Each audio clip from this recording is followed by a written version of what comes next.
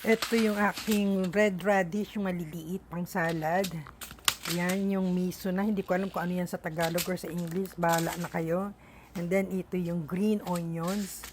Yan ang itatanim, ang binili ko ngayon. Pero kasi itong aking lettuce at yung aking spinach ay expired na yata, hindi na siya nag-germinate. So papalitan natin. Ayan, hindi siya nag-germinate.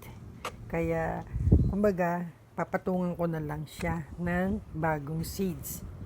Diyan ko ilalagay. So, ito, yan. Hindi siya tumubo dyan. Yung lettuce na nakatanim dyan, tsaka dun sa kabila ay spinach. So, itatap mo ka na kasi year 2022 pa yan. Expired na siguro. Kaya hindi na. Ito, ayaw nang mag-germinate. So, itatapon ko na lang siya. Total, marami naman po akong seeds. Testing lang tayo kung alin ang tutubo. Pero meanwhile, ang itatanim ko dito, yung bago kong biniling seeds, yung red radish. Pero naisip ko, mauubos na yung aking mustasa. Kaya mustasa na muna itatanim ko dito. Yan. Lagyan lang natin sa ibabaw ng mga seeds. Oh. Sabog style lang gagawin natin dito, guys, kasi sobrang liliit ng buto niya. Oh, yan ang hangin. Grabe. Sobrang hangin ngayon, guys. Kaya ayan. Yan ang ilalagay ko. Yan. Ibinudbud ko lang yung mga seeds sa ibabaw. Ayan yung ano. Tapos solin natin yung mga natira. After 1 month magtatanim uli ako ng mustasa, guys. Kasi marami akong pwedeng paggamitan yan. So, ang gagawin natin dyan, lalagyan lang po natin na ito yung sa kabila pala. Yan, ilalagay ko dyan is yung red radish. Yung, kasi yan, guys, napakadaling patubuin yung red radish. Yung dahon niya, pati yung dahon niya nakakain. Sabog din natin at maliliit. Lakas ng hangin, guys.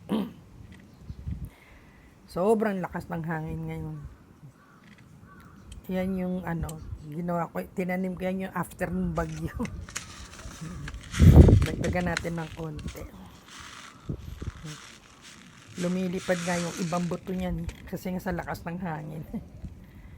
So, ayan, guys. Naibudbud na natin yung ating mga seeds.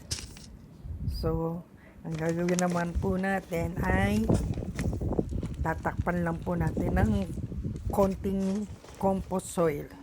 Actually, puro compost soil po yung gamit ko talaga, guys. Kasi yan ang maganda talaga sa planting. Yan, mga ilang scoop lang ng soil sa ibabaw. Ano lang, kumbaga